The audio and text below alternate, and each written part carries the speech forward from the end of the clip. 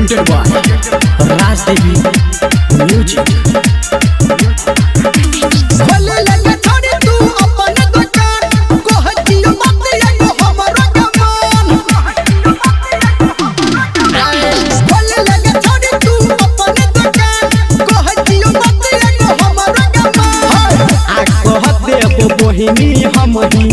कहर मानदा लाग छौ जवानी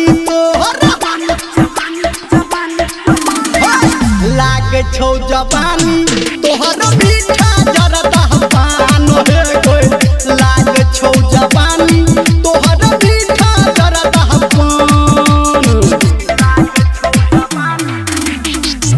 अभी आप सुन रहे हैं धर्मेंद्र निर्मलिया को कंचन इब्राहिमपुर। एगो हरा पत्ता पे चूना चाचा छोड़ी मार के कथा के और सुपारी के टुकड़ा मिटा दे के भूख हेते फिरी माथा के।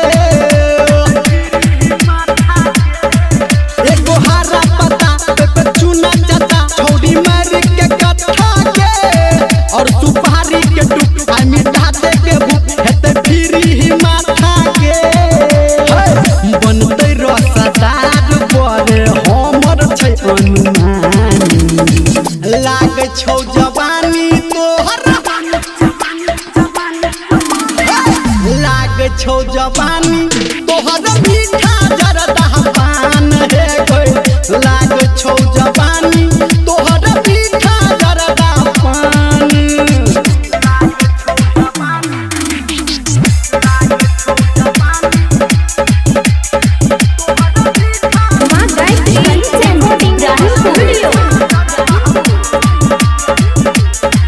चल जल्दी लगा नहीं बात बना नहीं कर तू देरी के एना बात न चुप कने है के तू रुक हम कहबो जरूरी के।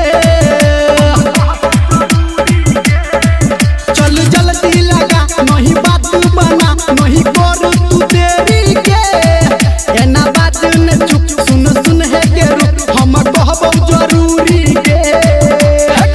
कहो धर्मेंद्र तोरा खुल के सुन कहानी लाग छौ जवानी तोहर